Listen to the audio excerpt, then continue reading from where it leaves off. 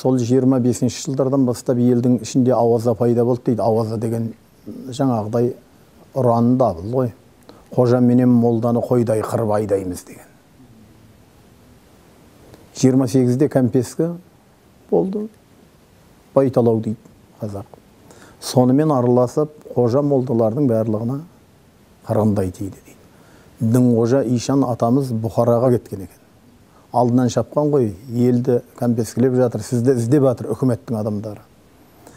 Деген уақытында, балашаға жылап қалды ғой деп бері қарай жүре берген ғой, қайт, Бұхараға қайтыңыз дейді. Жоқ, ол өйткеніміз болмас деп, бір қонған үйіне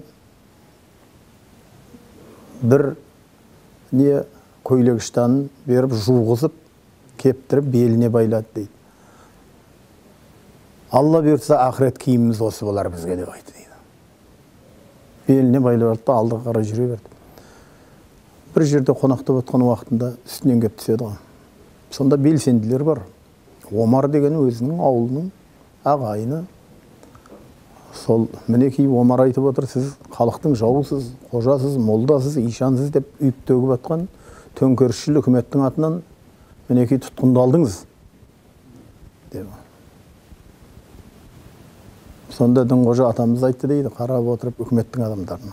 Ай шырағым, бұл үкіметке біздің қандай жазығымыз бар екен деп. Қожасын, ишансын, халықты улап атсын. Мінекей, байларды кедейге теңейміз. Төңкерістің мәні сол деп айтты. Сол кезде дін қожа Ишан атамыздың деген әу басынан талабы қырын кеткен екен ғой депті. Төңкерістің әу басынан талабы қырын кеткен екен ғой. Неге олай дедіңіз деген уақытында, халық соншама төңкерісті кедейді байға теңейміз деп жасап жатыр ма деп жүредім.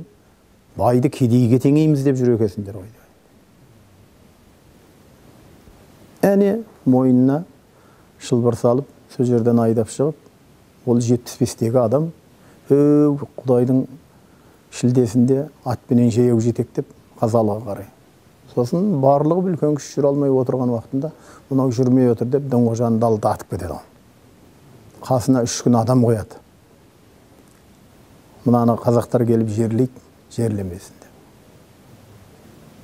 Айтқанындай бағанағы сол бетіне жауып, беліндегі несін алып, сонымен жандарма қазып, көміп, мінекей, мынау дін қожаның томар моласы деп, сексеуілден томар қойып, сөйтіп етті.